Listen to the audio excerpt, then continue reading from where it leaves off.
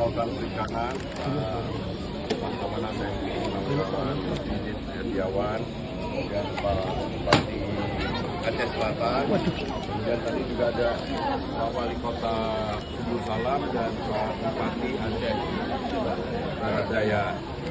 Saya dibersamai dengan ini ada anggota DPR A dan juga ada dari BPH Migas, kemudian Direktur Pemasaran Retail PT Pertamina Patraniaga Pak Eko Turki, kemudian juga ada Ketua Umum Kesatuan Nelayan Tradisional Indonesia yang dalam hal ini juga koperasi KNTI lah yang akan mengelola SPBU solar untuk nelayan. Saya juga didampingi dari ada Pak Dirjen Berikan Tangkap dan Deputi Pengembangan Usaha Kementerian Koperasi. Alhamdulillah hari ini kita meresmikan SPBU solar nelayan yang kapasitasnya ini 8.000 liter, 8.000 liter, dan ini adalah kali yang kesekian.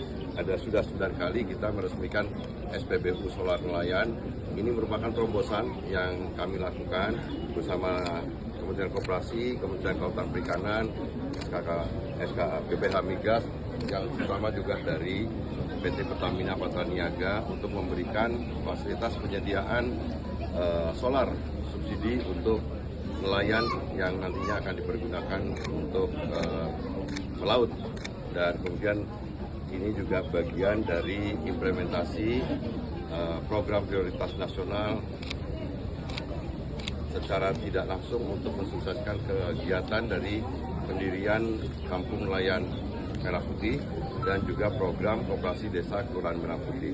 Dan ini nanti interaksi ini tadi juga sebelumnya kita menandatangani kerjasama antara Kementerian Kelautan Perikanan dengan Kementerian Koperasi supaya kolaborasi ini juga bisa nanti dikembangkan di daerah-daerah yang lain.